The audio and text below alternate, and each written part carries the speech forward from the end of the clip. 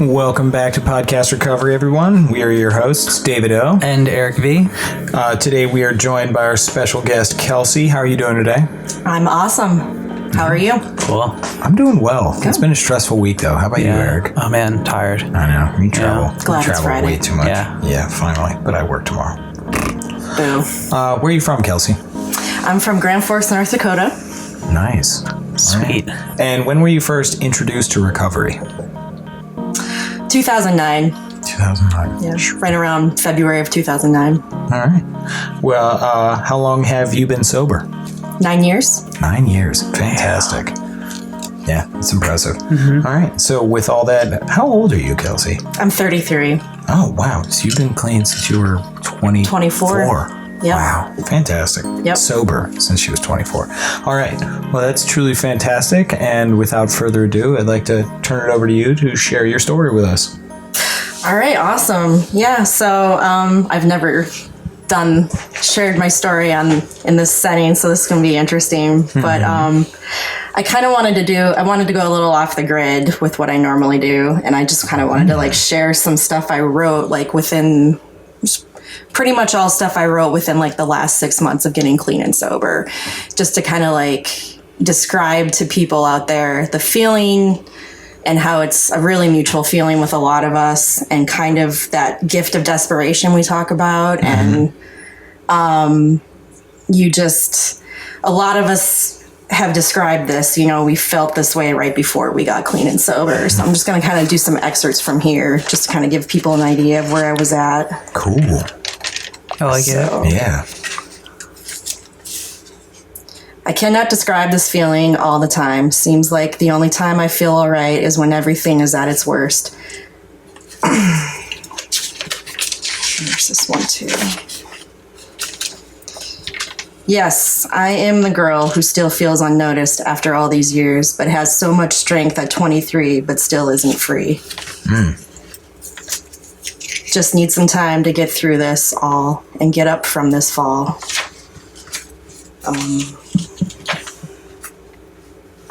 Nothing ever seems to happen anyways, for what it's worth. Clouds pour in like heavy storms.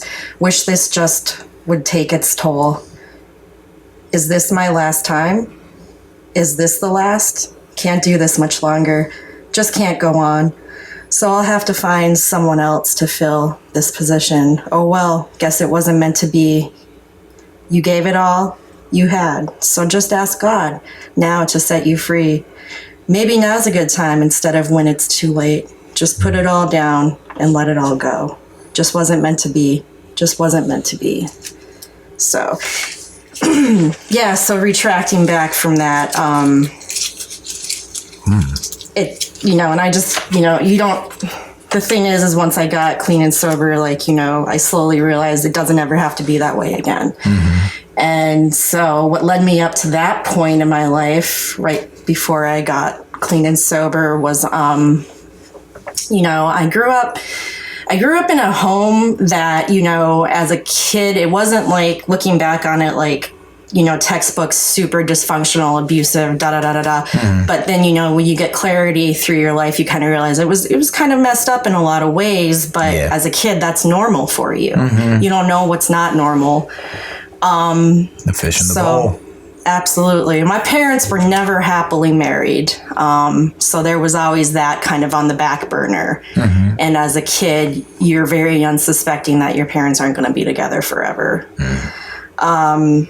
My sister's one of us for sure. She's definitely in active alcoholism for sure. So that was my first real influence with all of this. Older sister? She is 37. Mm-hmm. She just turned 37. We're 4 years apart. So growing up, I, this is a common thing I definitely did not feel like I was in the in crowd. I've never felt that way, as a person. I've just owned it, now that I'm more comfortable in my skin. But as a kid, I wasn't. I was very uncomfortable in my own skin. And, you know, I would always like daydream when we would drive by nice houses that we would live in these nice big houses the house would be perfectly clean and we would have that like Full House kind of Family Matters, all those sitcoms I watched growing up. Oh God. And TGIF. Yeah. And, you know, I never fit in with like the kids at school. Like I was always kind of in the odd one out corner. You were Urkel, weren't you? I wasn't Urkel. Who would I describe myself as? Definitely more like from that movie, She's All That. Oh, yeah. With the glasses and the paint covered overalls. Absolutely. We talked about that recently. Absolutely. We did. Yeah. Yes. That's probably not the best comparison, but on the spot, I could say that's probably more what I, you know, fit in with. Not the prom queen, for sure. So, yeah, my sister started hanging out with a pretty bad crowd when I was about 10 or 11, and then the friends would come over to the house. So I had a pretty early influence on all of this. And by the time I was 12, I would just kind of like sneak cigarettes from her. And then my friends and I, or one cigarette, and then we'd go like try smoking the cigarette. Yeah. And so my attraction to all of this was pretty much set in by the time I was 12. And then shit hit the fan.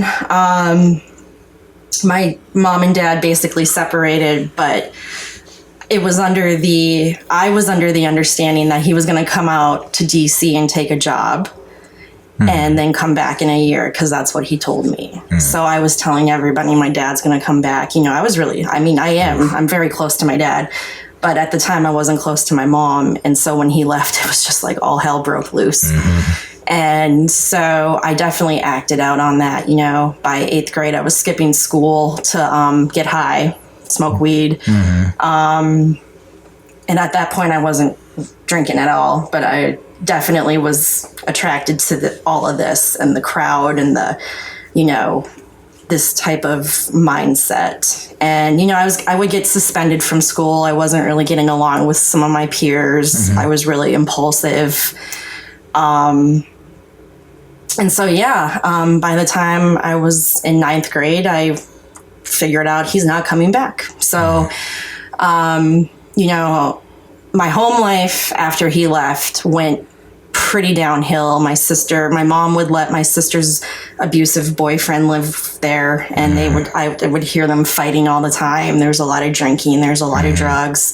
There was a weird couple that were friends with her and him at the time living in our basement. My mom was gone a lot, so I was at home by myself, kind of like a latchkey kid. I kind of took on this role that I thought I was always taking care of these people around me, you know, and that I was going to be something someday, and I was always better off than them. So that was kind of like where I was at from like 9th grade up until my senior year. You know, I would kind of stay out of all of this. I would kind of get a little bit into it. But in my mind, you know, I was holding down a job. I was doing well with school. I wasn't getting in trouble. Everything was fine in my mind. And I overlooked the fact that when I was 15 is when I first started drinking, and that's the drug that brought me to my knees. And looking back on it, like the feeling, you know, was what we talk about, what we chase. I chased that feeling, and I didn't realize that's what I fell in love with. That's what took me out of me. That's what gave me all this confidence and filled up that void inside of me. What was your first drink? We drank that night, I think it was Mike's Hard Lemonade. Yes! Yeah, it was. You can tell how old I am. Number 2. Awesome. That was probably... Yes, that's an ecstatic reaction. That was probably like the trendy drink in 1999 or 2000. Yes, right around there. It was. Then the first time I got drunk. Yes. That was not the first time I got drunk. Me too. It was the first Can we get time. a high five Hell on yeah. that? Yes. So, all right. This gets better. The first time I got drunk, I mixed sour apple pucker and Jack Daniels and just Not mixed literally, Oh, just mixed in your mouth. yeah, like hey, this is I thought you mixed them literally. That's because that's what teenagers do. They drink things like that all together. I feel like you would. Yeah, I made some nasty cocktails when I was a kid. I got some hella alcohol poisoning that night, and so again, had no idea that was not normal to drink that way. I didn't hang out with anybody that would have questioned that. You were pressured to have a high tolerance with everybody I hung out with. Yeah. From what I was told, I went in and out of a blackout that night. I believe someone threw me in a shower because I was like covered like from just puking so much that night. And you know what? I just dusted off, and like that was like a badge of honor where I grew up. That was like a cool thing with the type of people I hung out with, and it was funny to us. We would laugh about it. Yeah. So after that, like that type of behavior would be more intermittent. Like it wasn't frequent. So I think it was easy for me to be like, I don't have a problem. I don't do this all the time. This isn't a big deal.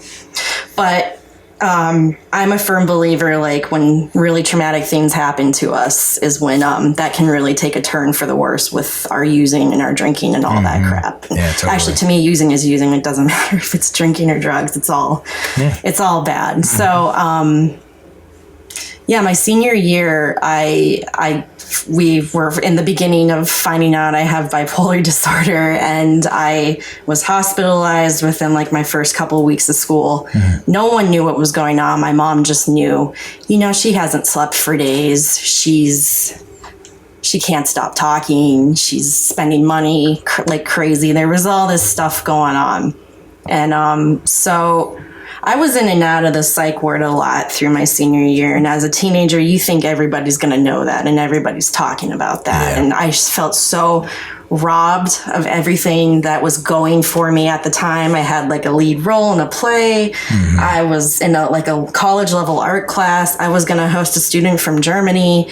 There was all these things that were just going for me. And within 2 weeks, because of the severe manic episode, it was gone. Hospitalization, severe mania, crash, severe depression, not knowing what's going on. So throughout my senior year, I just built this resentment. Like I was robbed of something, this was supposed to be a good year for me. Yeah. By the time I turned 18, I had decided to move out to Maryland with my dad. And I was out here for about 5 months.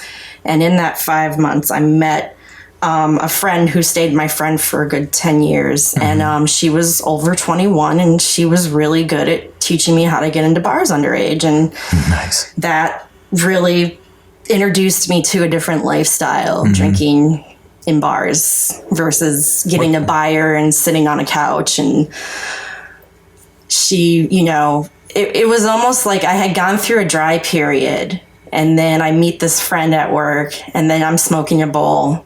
Then I'm drinking, and it's just this. So by the time I moved back to Grand Forks from out here, I was living in Sykesville with my dad at the time.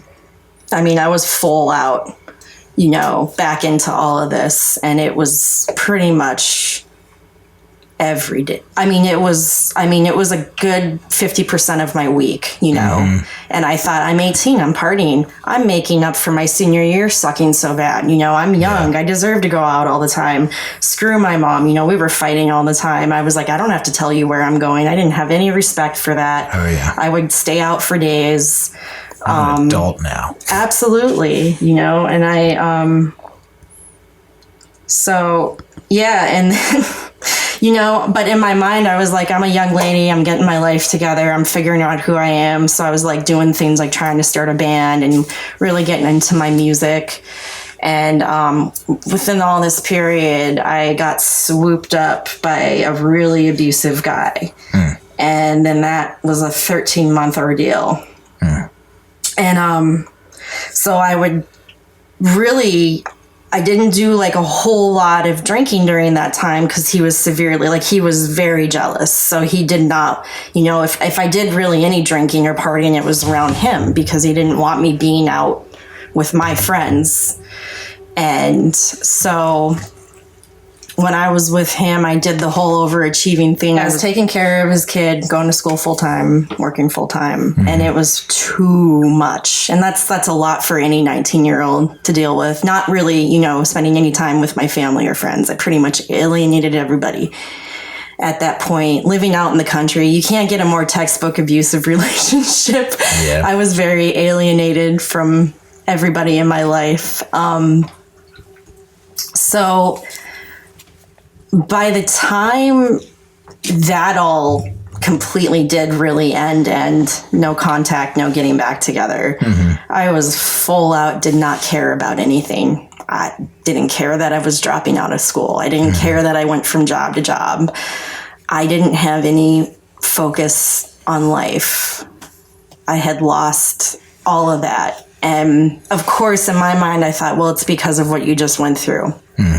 But my way of dealing with that as an alcoholic was drinking till my face is numb and I don't have to feel any of this or think about it. Because at that point, I was getting nightmares about him breaking in, you know, all that PTSD stuff that was just coming flooding in.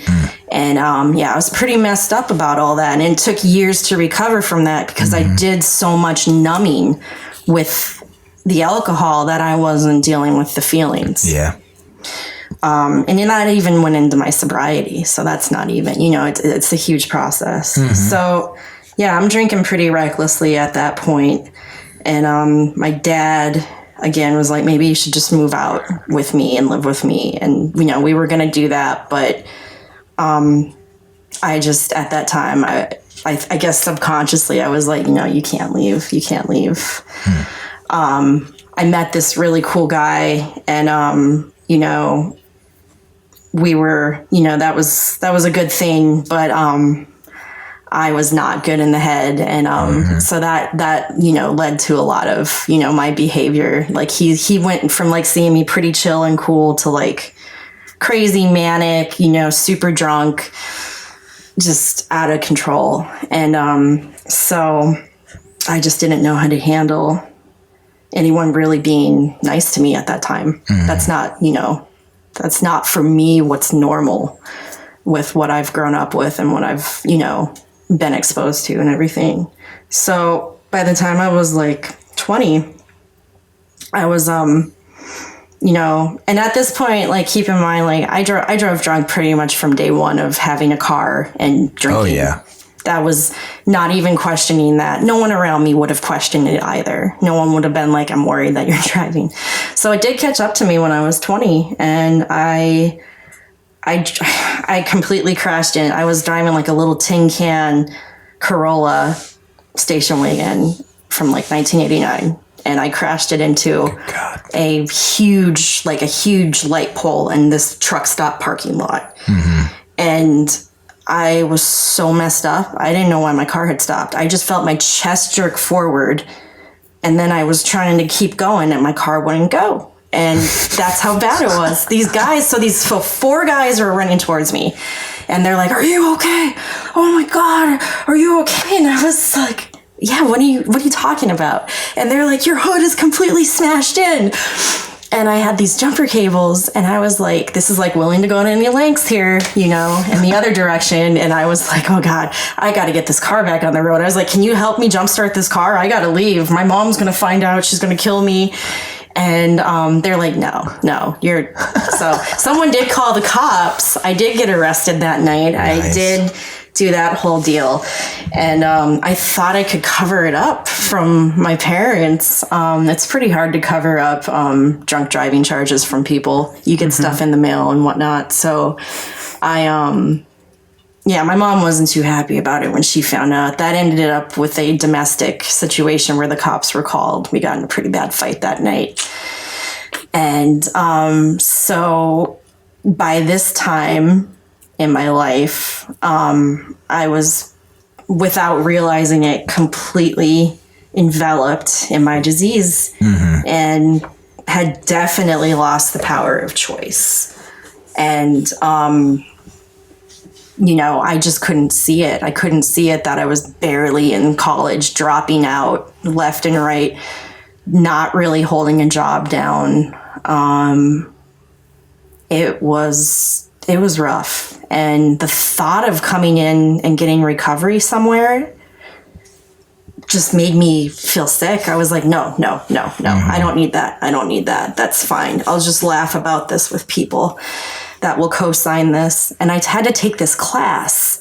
I actually BS'd a legitimate, really good substance abuse counselor in my hometown. I got this past him. He said, I must have really just preached a good sermon to him. He's like, I've been doing this for so many years, but he's like, I don't think you're an alcoholic. I think you were just, in a bad place. And, so he's like, I'm going to court order you to go to these like classes, for such and such period of time. Yep. And that was all I got. And then I lost my license too for a good, I think 6 months. So I'm going to these classes, and what I got out of the classes was the portion where they told me how to measure my drinks. And not drink tap beer, don't drink Long Island iced teas. And I said, okay, well, I'm going to try that next time I go out drinking. I'm going to get the bottles, not the tap, and shots, not mixed drinks. And that's what I wasn't even thinking, man, you could have killed yourself. You could have killed someone else. You were thinking alcoholics mathematics. Yeah, absolutely. So if you don't know... Wait, what is it? It's 12 ounces of beer equals 4 ounces of wine equals... Something like that. 1 ounce of liquor. I don't remember that, yeah. So I'm pretty sure that's it. Oh, it's fantastic. I was... Yeah, not even thinking at all about the seriousness of the situation. That was my priority, was to figure out. So if you ever aren't sure if you have a problem with substance use disorder of any kind, alcoholism, whatever, addict, try controlling your drinking one night. Yeah. It's probably, I would rather have someone pull my nails out without any type of numbing solution. There was never one drink. And then I learned when I got recovery, someone told me, do you think someone who's not a problem drinker or an alcoholic would plan ahead of time what they're going to drink and try to control it? And I'm like, well, yeah, that's being responsible. And they're like, well, a person that doesn't have a problem with this, they're not going to drink to the point where they're going to have a problem that night. And if they do, they do things like get someone to drive them home. They don't do it themselves. And I didn't like hearing that. I was like, that's not, whatever. So, no, that never worked. And no. I can't tell you how many times I tried planning what I was going to do before I came out and drank, and how many drinks I was going to have. And it almost was worse when I would think about it versus not thinking about it and planning it. And so things just continued to get really bad out there. I was hanging out with a bad crowd of people, not doing well with jobs, barely keeping myself together. My relationship with my mom and my sister, none of that was good. So it just got to the point where, I still have my license suspended, and keep in mind, I had another car at the time that, not the one that was totaled, but I had another car I could drive. I drove it with a suspended license, not to do things like go to the hospital or get groceries. I drove it to go get drunk. That's a problem. Yeah. That's not what's like a normal minded, person would do. And I didn't think anything of it. One night was kind of like the last straw. I think this was the night I went out. I was about to get, the license was in the mail basically to come back to me. And I go out with these two guys, and it doesn't end well, because at that point in my life, I didn't really care what you did to me. I had no respect for my body. I had I didn't think it was normal. I didn't know what being treated with respect and love was, because I didn't love and respect myself. So if I can't do that for myself, then I can't recognize when someone's doing that for me. And then if they're not, to just say, I'm not talking to you. Yeah. So that was a really sobering morning. And going to the clinic by myself, and I came into work that day, and my boss was like, what happened? Something's up with you. And I was like, just drink. I'm just going to keep just pouring on top of these feelings. I was super unstable mentally, physically, spiritually, just totally broken at this point. This was back in 2006. And I wasn't under the care of a doctor that validated that I had bipolar disorder, so I was not being treated for it. So I was drinking with no treatment for my mood instability. That was kind of my way of treating it, that self-medicating thing. And so in 2006, I did legitimately leave my hometown and I came out here with my dad. And by that time, I was super erratic, just totally out of control. And he's in a car with me, seeing all this. It basically, I think, was for me, I say God's way of saying, this is what your ex-wife has dealt with for years. And you're going to deal with it in a 3-day car ride with her to see what she's had to deal with. Oh, so he came and picked you up from North Dakota? He did. Then it was he couldn't handle it. And he left me somewhere in Montgomery County, I think. And he had his wife come pick him up. And it took me a long time to really get over that and be like, how could you leave me, But, he did what he felt was right. We'll just say my mom definitely could deal with some things my dad definitely just could not at the time understand or handle. So I had this thing set up when I got out here, and these people I used to work for when I was 18, I was going to live with them. And this was all very a well-minded person wouldn't agree to any of this. There was no contract, no lease. I was going to live in the basement and help take care of his dying mom, who was 90 with cancer. And this family was they were a pretty loony family too. So I wouldn't have even had any dealings with them now. But back then I was like, yeah, let's do this. And because I was hell-bent on not living with my dad and my stepmom, I was super, super resentful towards her at the time. So I was trying to stay away from that. So that arrangement lasted about a week. I got kicked out. Sounds about right. Exactly. It was about a week. And then my friend, the one I met when I was 18, I stayed with her. And then I was like, I suppose I should call my dad. And I just tailed between my legs, super depressed, super felt suicidal all the time. It was a super bad crash. And then I just ended up living with him and my stepmom till 2014. And so for 8 years, that was one hell of a roller coaster. Because the first 3 of it, I was still drinking. And then getting newly sober after that was a whole nother thing too. So there was all this going on. And I wasn't the only creator of the chaos in the house. I was one piece of that puzzle. So there was a lot that I was reacting to out of my control, but not accepting it and just doing my thing. So what I would do was I would basically make it so I would have a job that was far away from there, and I would have to be out of the house basically from wake until sleep. And I hated going in that house because it stressed me out so bad. So let me tell you, that was always a great excuse to go out after work and drink. Why not? I earned it, right? And little by little, it was pretty much every night after work. That's a lot of money. That gets expensive. So then there were nights where I would drink alone, and I really liked that because there were no witnesses to my behavior of whatever that might be that night. And it was getting to the point where, I felt like I needed to call you the next day and ask you what I did. And are we still friends? That kind of stuff. And there was one real pivotal moment, and I being an aunt. For me, that's one of my favorite things that I've been blessed with. And so my nephew at the time was 6, and this kid is literally the light of my life. This is where it shows you how this disease just doesn't care. And he witnessed me with alcohol poisoning one night. Oof.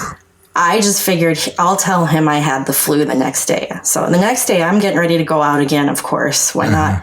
He goes and he says, all right, well, be careful. Don't drink too much tonight. at 6 years old. And I was like, that's crushing. And it wasn't enough for me to just look and be like, maybe I shouldn't do this. I was like, all right, that's just, and that was like 2 years before I got sober. So it took a while for me to catch on to this. It was very hard, you know. So basically my life was at this point where my relationships with people were unmanageable. I was a very difficult employee. I would get written up a lot. My anxiety was through the roof. Through the roof, like unbearable. I remember about a year before I came in to get sober and clean, it was so bad that I just remember, like, it was like I was on a merry-go-round and everything was spinning by me and I couldn't grasp anything. It was so out of my control. And I felt like everything was just out of my control. Yeah. Because it was. And then,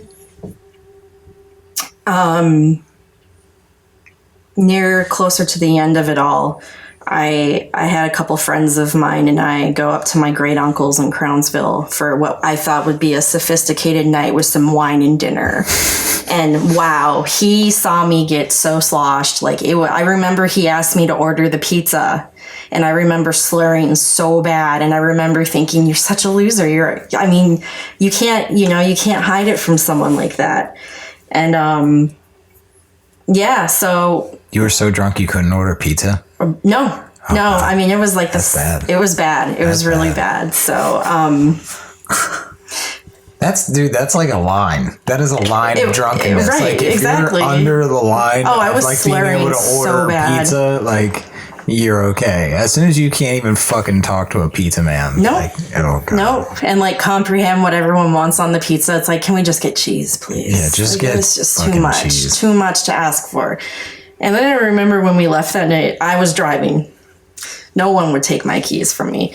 And I could hear him in the distance say to my friend, he's like, are you going to let her drive like that? And so that was about 6 months before I came in, not even 6 months. And then right before the first time I tried getting sober, there was this night that I called like the Epiphany, because it was the first night I actually questioned. I like that. Yeah, it was totally. It was like the first time I did what I've been doing for years now and questioned the behavior and thought your life is unmanageable possibly because of this substance you're doing to yourself. And so I go to this concert by myself and I get like What concert was it? It was Cowboy Mouth. Cowboy Mouth? Yeah. Do you know what that is? You're the music aficionado. He's the drummer is like the lead singer. It's pretty badass. He's Googling it. Okay. Yeah. So they yeah. So that was the type of night where you drink and then you leave and you think you're fine. And then everything just hits you like a ton of bricks once you're driving. Yes. So I'm leaving like, Would you like hold one eye? I did. Closed? Yes. Slap the face, slap the hands, yell real loud. Yes. Put the air conditioning cold as absolutely. possible. I mean, I vaguely remember people honking at me down in Baltimore. I think I was probably going down a street the wrong way. I get pulled over in Pigtown. And I have my directions and I'm like, I'm lost. Can you tell me how to get back over to this and this? And they're like, they knew. They had to have known. Yeah. They go, if you can do a U-turn without messing it up, we'll let you go. And they're like, and by the way, you get up on this ramp and da-da-da-da. And that's how you get on your merry way. So they let me go. And I ended up going on 83 to Pennsylvania. Baltimore's finest. In Pennsylvania, I ended up in. Yeah, exactly. No, they had We'll heroin. let you go. They had heroin to deal with. That's and true. crack. They were like, we got bigger fish to fry down here than some drunk. But yeah, I ended up in Pennsylvania, in some random place, and I went through a drive-thru that was closed backwards, and then I figured out it was closed, and then I went to the McDonald's. And I go in and I order my shit, and then I was like, do you guys know where Sykesville, Maryland is? And they looked at me like I had like 8 heads. I mean, they're like, I don't know. You're in Pennsylvania, girl. Yeah. And I was like, okay. Right. So I know that. I know I'm yeah, Pennsylvania. I knew that. Don't tell me what I know. So I still to this day, I don't know where I ended up that night. I don't know if I ended up in my my house in Sykesville or my friends in Ellicott City. I still to this day, I don't remember. I want to say the friend in Ellicott City who owns guns, I think I had a key to his place. Good friend. Yeah, I had a key to his place, and I want to say he said, "Don't ever come in unannounced like that again." He's like, "I could have shot you." I want to say it was that night, but it's everything still. So then after I sober up, I'm like really questioning my behavior, and I was really afraid of what I did for the first time, and I was really thinking it might be because you need to stop drinking. And so it got to the point where I was afraid to leave the house because I felt if I left the house, I didn't trust what I was going to do, but I was terrified I was going to kill somebody driving drunk and kill myself. And so because I was so afraid to leave the house, I thought, well, I've heard of this thing out there that people use to get clean and sober, this fellowship, and I Googled it, and I found this meeting down in Westminster, and it was such a typical like textbook mostly old men, dark basement. I thought it was the most uninviting setting I had ever seen because I had all these expectations of what it was supposed to be like. No one was wearing name tags. Westminster. There was, it was so uninviting. And they're reading out of this literature thing that they call this book, blah, blah. And I was like, it's the Bible disguised. They're such liars, these freaking evangelists or whatever they are. And I was just like, oh man. So then I get swooped up by, a new 1 year hopeful looking for their sponsee and all that crap. So I just I got swooped into this whole thing, and I'm having like heart palpitations. I'm so anxious. And, for about a month, maybe not even, I was hanging around with her and like going to meetings, but I was like, this isn't for me. I can do this on my own. I got this. I got the wheel. I had the wheel for about 2.5 months. And then, what I was doing was I was in the same, I justified it. Like I'm going and I'm doing my open mics at bars. It's cool. I'm just here for the music. And I got sucked into that life, so by the end of like 2 to 3 months, I go to this place where my friend's DJing, doing karaoke, and I look at him and I'm like, what do you think if I just got like 1 beer? And he's like, as long as you think you can handle it. And because I had that little bit of recovery, as we talk about in the rooms, planted in my head, it messed up my buzz so bad. And I'm looking around, I'm like, are one of those people going to show up and like point their finger at me from those freaking meetings? And then, but once the chemistry in the brain changed and that switch got flipped on again, that had been turned off for a few months, it was like I didn't even care. And then I was going to my old stomping grounds by the end of that night, and I was looking for people and just back to where I left off. It was just the disease was like, have a seat. So glad we missed you. And so within about a month, this thing happens to me that at the time I thought was the worst thing that could have ever happened to me. It was the end of the world. And now, of course, looking back on it, it was one of the best things that ever happened to me. It was the one night I didn't go home the same way I always did from the bars because I saw a cop car and it tipped me off. So I went down 40 and I go up over by Catonsville and I'm coming into the Howard County line. No. And I drove right into a checkpoint. Mind you, I've never seen a checkpoint there since. It was almost like something from above was like, all right, stop the shit. Gotcha, bitch. We're stopping this now. And so, yeah, I was charged. You got caught at a checkpoint? Oh, yeah. Oh, my God. Absolutely. I think you're the first person I've ever known to I've get never caught at a met checkpoint. anyone to get caught. That's crazy. And like I said, never seen one there since. No. It was There's bizarre. always cops there, though, at night. I mean, granted, it's a great spot because of the median, so they can set all their stuff up there. I mean, oh, God. it was, I got a lawyer. Super like freaking out thing, and I got a drink to like numb these feelings. I'm so like nervous about my pending doom, and I really felt like such a loser, and I was like, you're losing on life. And again, I tried to cover that one up from the family. And then, of course, the DUI lawyers were sending me stuff in the mail like I was getting recruited for the Army, and I couldn't hide it from them. And my stepmom's like, what? Why are you getting these? I mean, is everything okay? And I'm like, yeah. And that must be, I don't know what that is. I think it's jury duty. Yeah, it must be jury duty. Exactly. I'm an outstanding citizen. And then one night I just finally got honest with my dad and I told him what was going on. So after about, so the last time I drank, I was not drunk. But I remember like it was yesterday, the last time I got drunk, if that makes sense. Mm-hmm. And it was bad. It was really bad. And I had to go see the lawyer the next morning. So what a better way to do that than go hungover. And that's what I did. And I just remember it was that type of thing where the stuff you do remember, you think like, do I have to apologize? Like what happened? You know, my behavior, everything just... I like realize like my behavior changed when I drank. Mm-hmm. And then I remember like the last night I put a drink in my body and had no intention of stopping that night. And then the next day I'm like crawling out of my skin, but something inside of me is like, you can't pick up. You can't do this again. You got a court case coming up. You're in trouble over, this is a second charge you've had with drunk driving. You can't do this. But in my mind, I was like, I don't know how to keep not doing this because I hated the rooms the first time I came in. And I thought that I would rather go to jail than go back there. That's I thought that was the better way to go.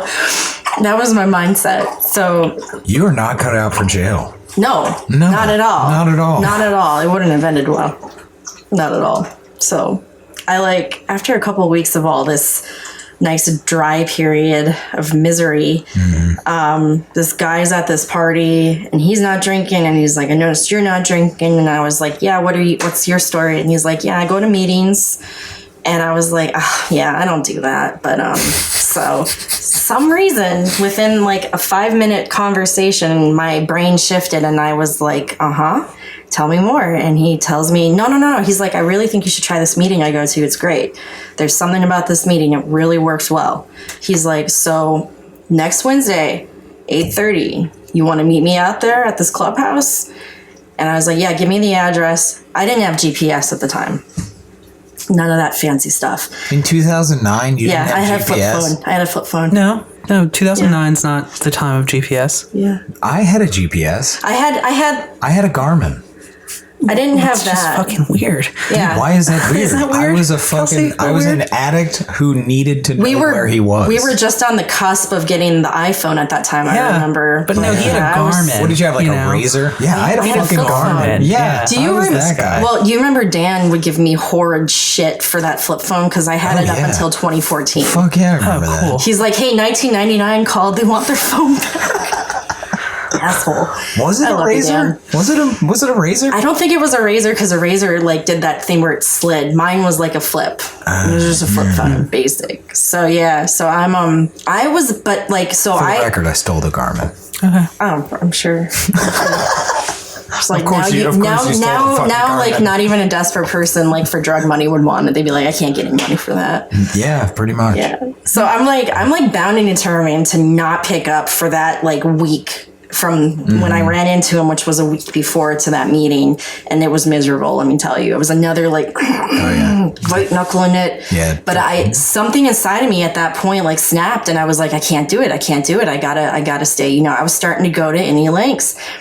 And so that day comes, I planned for it, and I drive by the damn clubhouse at least 7 or 8 times, not knowing it, because the directions. You didn't have to map quest it? Yeah, exactly. I didn't have direct, like nothing. So I'm calling this guy, like I'm blowing his phone up. He was like taking a nap, and I woke him up, and I was like, I'm determined to get to this meeting. I was screaming and crying in my car. I was like, why don't you want me sober? Why don't you want me better? I'm here. I want to get to this meeting. I have to do this. And so he meets me up like literally across the street from there. And I was like, that's where it is. I drove by here at least 6 times. So we get in there, and that was it. that was when this all started. And I was sitting on my hands, you know, I was in that chair, and I didn't really know how to identify, and I just knew it didn't matter. I knew that I needed to be there because I knew if I went back out, I was going to kill myself and someone else. And that was it. Like, I just knew, like, it wasn't a matter of if, it was a matter of when. And I still believe that. And if I don't believe that today, then I need to tell somebody, because that means I'm on my way back out. So this guy shares in the meeting, and I've always held on to this because of the drunk driving portion. He says this woman serves prison time. I think he was listening to her, like she was speaking out of prison as an inmate, and said she came out of this blackout and her car's going thunk, thunk, thunk. And she pulls over. She had been dragging a 10-year-old boy to the point where he was completely dead. And she came out of a blackout to that. Served time, of course, for murder. And it still gives me goosebumps. I left that night and I said, you love kids. Do you want a kid? Because I just kept saying, that's gonna be you. Because it's not even a question anymore to me. And so I hung on to that fear of going back out. And I was pretty hesitant to getting into this whole recovery, fellowship, service work, aspect of learning how to cope with life without putting a substance in my body. And it took me a while. I'm not going to lie. It took me a couple years to really delve into the 12 steps and the recovery aspect and the program, as we call it. Up until the 2-year period, my first 2 years, I went to more meetings. I went to more than just one a week because I was quickly realizing that wasn't enough. And going around different areas, getting to know different people. And, I didn't have a home group per se, but I would try to do service work, Were you in the sober fellowship or the clean fellowship? Both. Yes. Fantastic. Yes. Within about my first year, someone introduced me to both. So, and for quite a while, I was really kind of like really with both pretty regularly. Obviously, that's how I met everybody. So the more the merrier. So then after 2 years, I'm like, wow, you are really still a piece of shit. Only you don't have an excuse to be a piece of shit anymore. And, I was still pretty much really struggling with mental stability, relationships, jobs, everything. And I had to stop myself and think, this many people in this room can't be wrong by working this program. You have nothing to lose to try this, but you have everything to lose if you don't. And it was at this point I was hearing in my head, you're going to go back out, you're going to go back out, you're going to use again. And I had a list of some women in mind saved in my phone. And there was one woman, I couldn't get a hold of her first. So then I called the second woman, and she became a life-changing figure in my life, and sponsored me for, 3 or 4 years. And that was the first person I worked with and went through my steps. And that was when things really started to change, because that was when I was really starting to learn who I am without drugs and alcohol in me, and how to live a good life and, not fight, not go against everything all the time and try to be my own higher power and say, I got this. It's all me. It's all or nothing. Holy crap. It's been a long road though. Like in sobriety, just because I was clean and sober doesn't mean all of a sudden I loved myself. I got in great relationships with guys. I had great job, this, that, relationships repaired.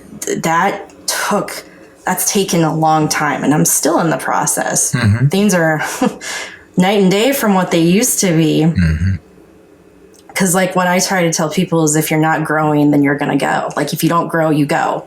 So like I try to, I don't want to, keep myself on a plateau in recovery. that's not a good place to be, because this is like, a constant learning curve. And I'm proud to say I'm not the same person I was a year ago, in a good way. There's, things I've learned in that period in my recovery that have helped me along the way with things I do still struggle with. So a big part of me getting into recovery, the benefits to, accepting that you do have this disease of addiction, and really delving into all this. You can't put a price tag on peace of mind. You can't put a price tag on looking. You totally had your North Dakota accent right there. Tag. Yes. Sorry, I had to call that out. Fuck you. You had to go there, David. The price tag. Had to go there. Don't you know there's a price tag? I'm so glad Dan's not here right now. This would be so brutal. Oh my God.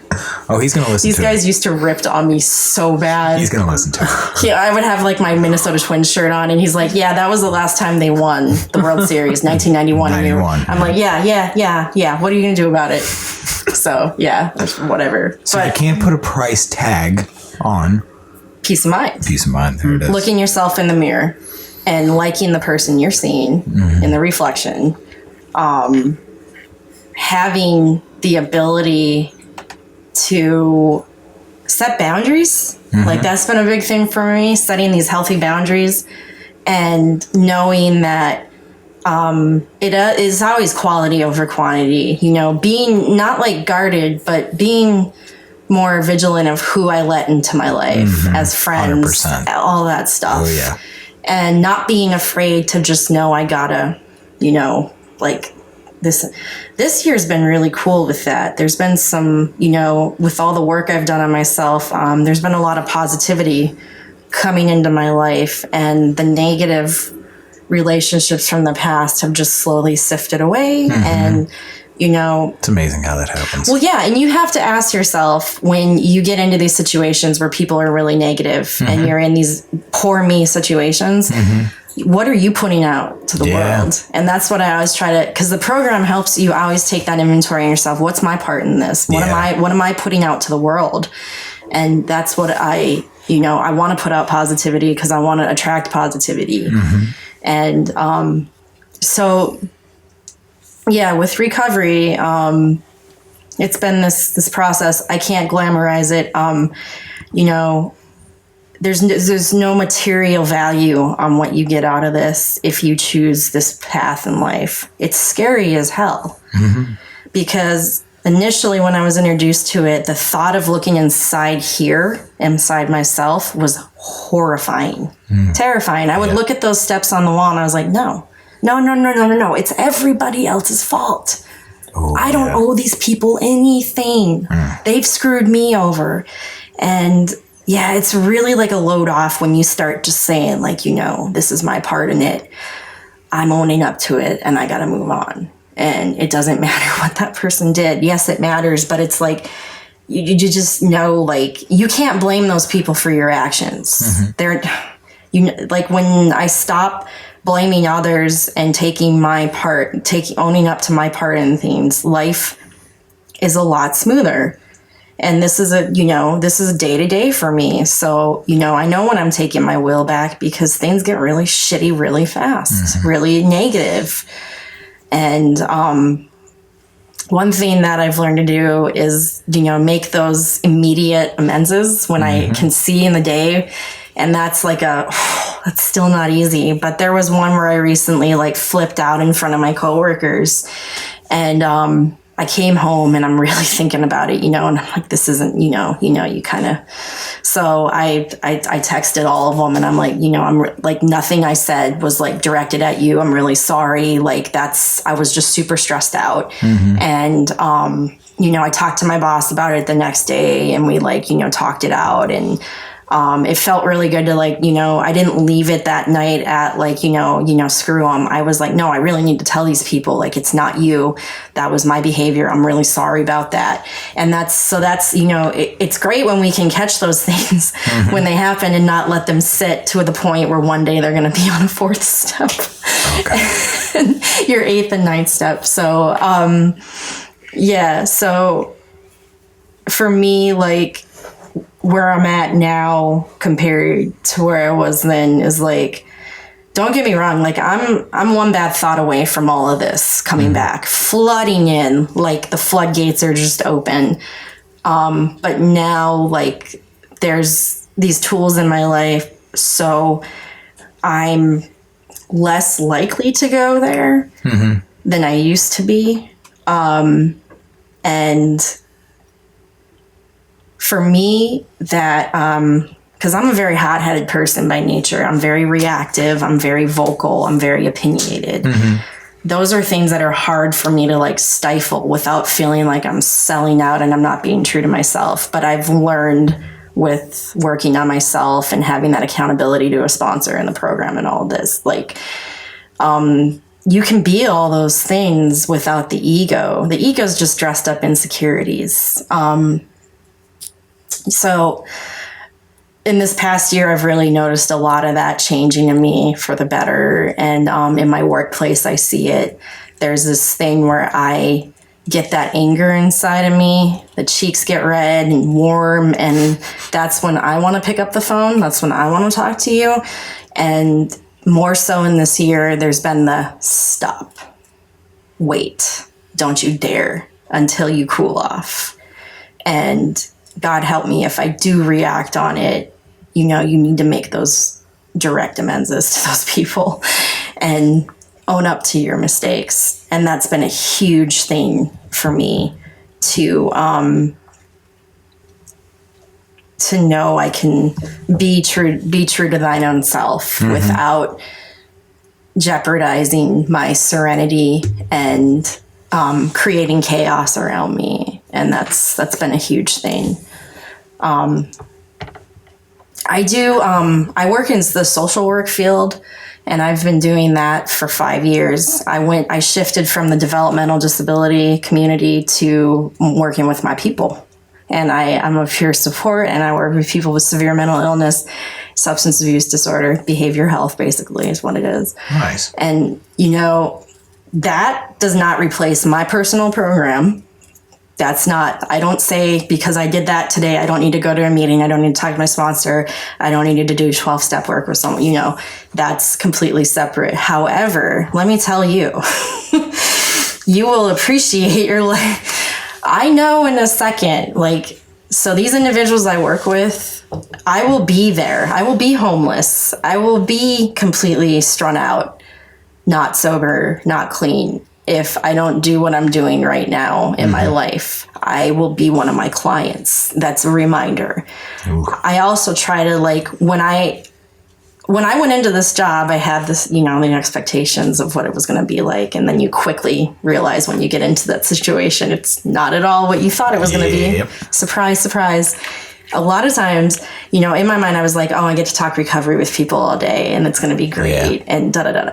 Most of the people I work with don't have really any insight on themselves. So I don't really get those moments a lot. But when I do, it's fantastic. When they want to talk to me about their mental illness and their addiction, if they're in recovery, what that's like for them. And we get to have that awesome conversation. And that's great. The ones that don't, there's still this part of me that I understand.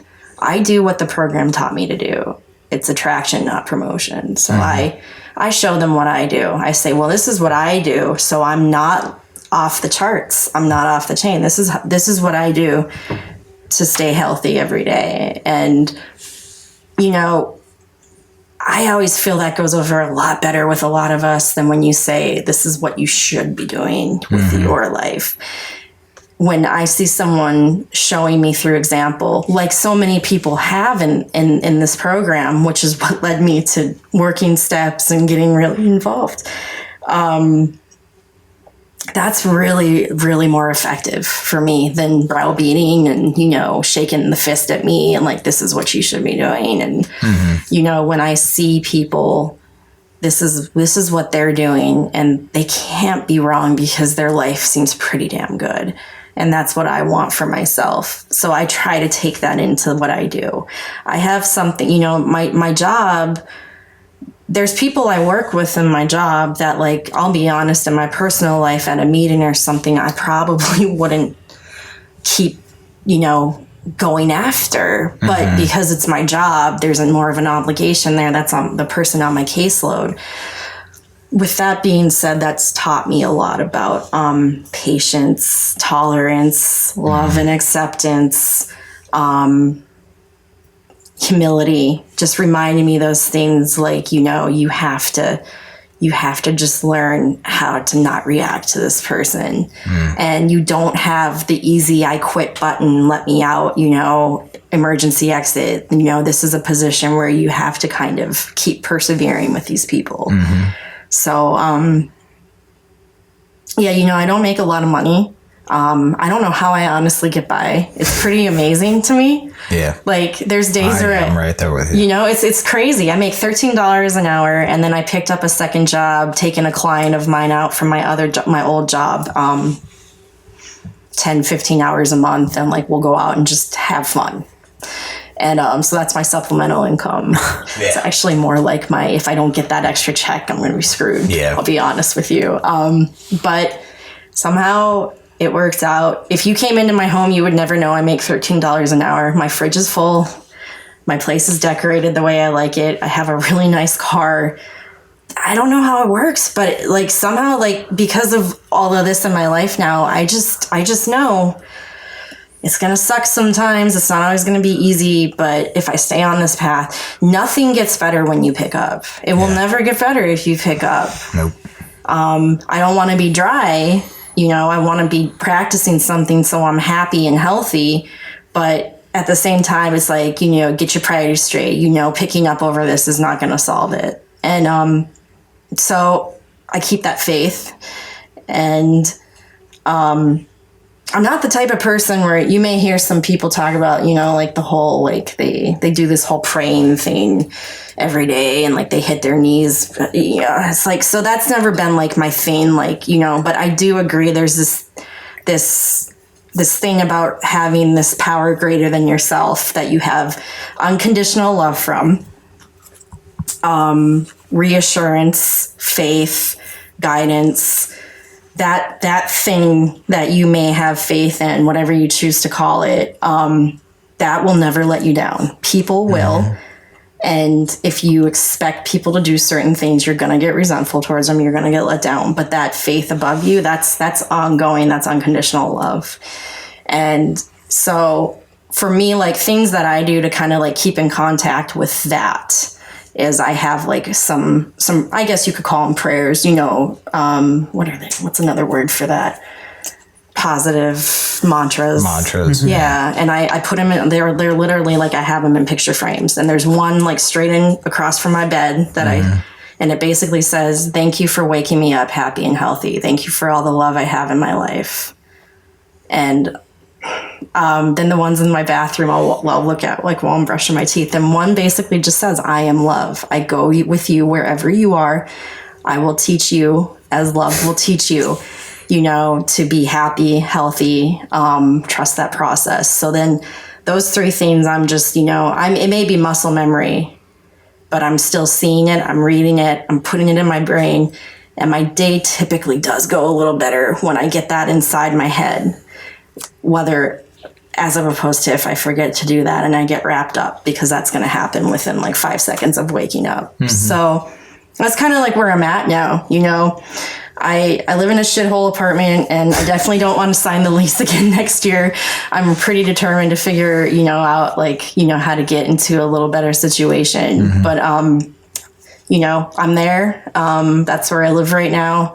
My job doesn't pay a whole lot, but I have this insane you can't put a wage on what I do, with the benefits of, seeing the people in my life, the clients I have, and being a part of their positive. You put good into the world when you have the type of job I do. Yeah. And it feels damn good. That you can't pay me for. And, you know, like one of them, like she wants to read her poetry, and she knows she's not in good health and she's probably not going to live long. So with that in mind, I was looking at places where she could do an open mic. And then I got a place booked. And then I was like, you know, there's some other people on my caseload that do music and poetry. And then I got this whole thing put together on October 26th. It's amazing. Like, and I was like, that wasn't like, I gotta do this because it's my job. It was like, I really want to do this. I mean, you know, I'm happy to do this for people. So I guess like where I try to like stay filled up every day is on that humility and that love. And, you know, money can be a bitch, but you know, it's just somehow this is all working out. And I don't know where I'm going to be next year, but I trust if I don't pick up and I stay connected into all this, stay plugged in, stay with that faith, it always works out in the end. So that's my story. Fantastic. To it. It's awesome. Fantastic. I'm going to turn it over to the Yeah, I have questions. the Inquisitor, the Spanish Inquisition over here. Nobody expects the Spanish Inquisition. So not too many questions. So glad I got that in. So first one we're going to ask Passive aggressive. is Who, Eric? Oh, what? You're yeah. like, I'm Yeah, so glad I got that Definitely in. him. Definitely him. you guys are dicks. How do you handle your bipolar disorder? And like what steps have you taken to incorporate like, you know, therapy, like EMDR, different stuff like that into, you know, besides just recovery, you also have to focus on your mental health. Absolutely. So what steps, and I don't know if you're currently taking steps, but what steps did you take to get it to a manageable level? So the first step was I fully accepted, even before I got sober, I was like, I may not be diagnosed currently, but I knew in 2006 I needed to speak to somebody that was open to really treating this and taking it seriously. At that point, so accepting that I knew this isn't going to go away and it's not going to get better if I ignore it and I self-medicate it. So there was that part. And then owning it and not being ashamed of it. And being okay with taking medication. And that's a hard one for some people. Having faith in it as much as it sucks, because there's a lot of trial and error with a lot of people in this population. Usually don't get it on the first try. But, you know, I've tried to remind myself what will happen if I don't stay with a treatment plan, with meds and therapy and all that good stuff. When I was like, what year was that? When I was like 3 years sober, I checked myself into the psych ward. And that was a really, that was pivotal because it was the first time I knew and I willingly went. And I was taking charge of this and knowing that if I don't do this now, it's going to get bad. And because of that, it led me to going on a medication that really helped for 6 years. Cool. There's a lot of things about it that are frustrating because side effects can be really harsh. But if I don't take the meds, if I don't, you know, stay vigilant and honest, open, you know, accept all this, it's going to get bad. I've been on psychosis. I've had delusions. I've been on that level where I think, you know, what did I think? Oh, I thought I could communicate telepathically at one time. That's dope. I mean, That's amazing. Yeah, So dope. and in my mind, I probably was doing it. Dope. You know, it was, what else Love did it. I thought I had this like angel that was out like in the corner and I tell people I can see her. You know, I was completely off the charts. That's like schizophrenia to a point. Yeah, that's what happens with it when it gets really out of hand. It mimics schizophrenia. And actually, if it's really, it could be schizoaffective. So you're type 1, right? Or, Oh, yeah. Okay. Oh, yeah, for sure. So I own it. I'm proud of it. I'm not ashamed of it. That's when things were a big game changer for me. And not being afraid of the process. I know it can suck at times. But I do understand at this point in time in life with where we're at with research and stuff, that's what I have to do to stay straight with all of this. And that's okay. Yeah.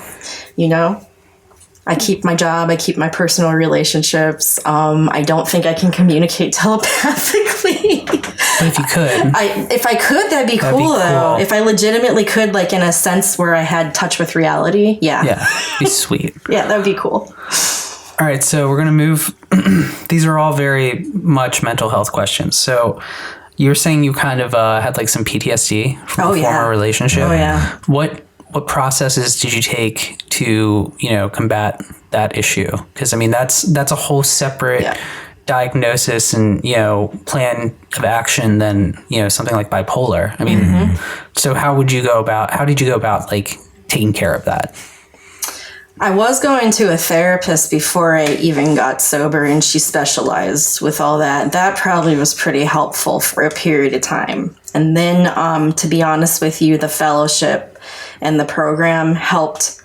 I look at it as a life raft. It takes you up to all these other avenues in life to bring you to just constant getting better and being healthy. So it led me to a path I needed to take for self-realization, acceptance, self-love, and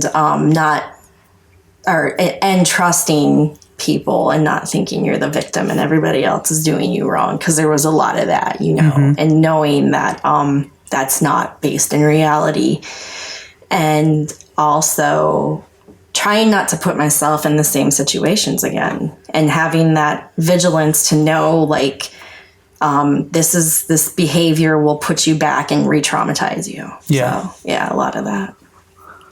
So the last question I have is, you said that, when you were growing up, like you were the fixer, right? Oh, yeah. And you also said you were in like an abusive relationship. Yep. So do you like identify yourself as a codependent? Oh, absolutely. There's a fellowship I go to for that. Not like, because, I need to, like, recovery. That's number one. Of course. But it's really helped me with that. Really? So you go. Setting boundaries. I know where that is. Yeah, it's fantastic. And I'm not like super into that, don't get me wrong, but the little bit I've done has really helped in the last, I started going in 2016. So are you a fixer? Isn't there 4 different types or whatever, right? I don't even know, really? the breakdown of that. I know for me, now I'm intrigued. My ego shows with mothering everybody. Okay. Oh, yeah. I'm sure David knows. 100%. Yeah, 100%. 100%. Yes. So, like, every boyfriend would be like, I have to take care of him. And, like, the one with the kid, that was great. Oh, God, I got to don't be rescue her, guys. It's awful. It's awful. Yeah. So, and that's ongoing for me. I have to stay, aware of all those things, because it will easily lead me back into that. I've gotten to a point more now where, like, with my sister and stuff, I detach with love. I'm starting to know what that really means. Like, I love her. We're good. We're on good terms. But there's a little more distance now, because honestly, like, the less I know about what's going on with her, the better. If I know more, it's like I get real like, God, what the fuck is wrong with her? And like, get real wrapped up in that. So now we're kind of at this point where we have this healthy distance. Yeah. And it's been very beneficial. Cool. Nice. Well, I guess we'll ask one more question. What other ways has addiction manifested itself in your life? Oh my God. Well, the mothering, like the addiction to taking care of people. Yeah. Eating. Food. Yeah. Comfort. Is that one of your big ones is food? Yeah. Food. Yeah. Oh yeah, for sure. Like all my problems are going to go away. And then you finish the food and you're like, I feel like crap that I just ate that, but it's so good. It's like all the bad foods too, because they give you that instant high. What's your favorite pint of Ben and Jerry's? Ew. Shut up, Eric. You can't ask me that. That's a cruel question. I can. The banana chocolate one, the Chunky Monkey. Chunky Monkey? Yeah. All right. That maybe, but David, that's not a fair question to ask. That's a fair question. There's too many. I like the Americone dream. Spoon in the pint. Oh yeah, you just throw the fucking lid away. Absolutely. You just take the lid off, straight to the garbage. This is all getting eaten in one sitting. Absolutely. While I cry into my ice cream. Yep. Because I'm an emotional person. That's why. I know you are, David. Jesus. I don't cry as much as I used to. For the record. For the record, I don't. I believe we were recording a podcast a few weeks ago, and you're like, I cried yesterday. That's cool, though. Yes. That's good. It's healthy. It's a healthy release. Thank you, Mom. Unless it's like the whole, I'm like having an episode and everything makes me cry. I have had that happen. Early sobriety, I cried at everything. I cried at commercials. Right? Oh my God, the Sarah McLachlan, Arms of an Angel. You turn the channel or you mute Sometimes you can't. Sometimes you can't get to it fast enough before the flood happens. Oh yeah, for sure, for sure. I would say another way it's manifested is just the addiction to chaos, the addiction. Gossip. Oh yeah. The addiction to poor, choices with friends and relationships, and. But is that still does that still happen to you, or is that like more early? Man, like in this last year, like I was saying, it's been really good. Yeah. There's been some real positive vibes coming in because I've been trying to really not be like guarded, but just know how to protect myself from the negativity. So in the last year, it's been going really good. Cool. And I've been like, I felt like more empowered with my romantic life than I used to. And like, I used to think like online dating was like the worst thing I could ever do. And I tried it this year for like 6 months, and it was actually really empowering for me because it was like the first time I was like, I don't have to sleep with him just because he bought me dinner. Yeah. And if I'm not feeling this guy, I don't have to feel bad about saying I'm not interested. And like, so it was like the first time in my whole entire life I've ever exercised that freedom. And it was amazing. So I think that's really like this whole year has been a lot of growth for me in like pretty much all areas of my life. It's been pretty awesome. That's cool. Nice. Which is what this all yields. I tell people like, it's just, it gets better. Like even in the bad, it's good compared to what it could be if you weren't in this moment. Definitely. Feeling it, walking through it, and coping with it. Yeah. All right. Yeah. All right. So we're about out of time. Well, yeah, we're about out of time. Do you have any last words? Any last words? Don't lose sight. And if you are considering this, it's a great thing that you can do for yourself. And trust me, you have nothing to lose, and you have everything to gain. So that's pretty much it. Fantastic. Well, we would like to thank our guest Kelsey for joining us today. Clap track. Yay. Yeah. Woo. All right. Here at Podcast Recovery, we're aiming to expand the scope of support for recovering addicts. Accessibility and convenience of helpful services is paramount to combating addiction. We work to bring the message of recovery to every addict, wherever and whenever it is needed. We believe that a powerful voice of recovery should be obtainable, practical, and at the touch of a button. Every addict deserves to hear a message of hope, and Podcast Recovery is here to provide it. Well, again, thank you, Kelsey. Thank you for having me. Absolutely. All our listeners out there, go to our Facebook page, go to our Facebook group, look us up on your local apps, check out our website, share it, subscribe, invite your friends, blah, blah, blah, all that good stuff. Hit us up on Twitter. Do that. Oh, yeah, and we wanted to do this. A shout out to all of our international friends listening. Yeah. We are based in America. That is awesome. That's cool. All you guys You are not out there alone. in Europe, Australia, Asia, South America that are listening, in Canada. That's awesome. Thanks for listening in. Keep listening. We appreciate it, and we love you guys. Together we can. Together we can. Hashtag together we can. Hell yeah. All right. Everybody stay safe, stay sober. Have a good night. Night.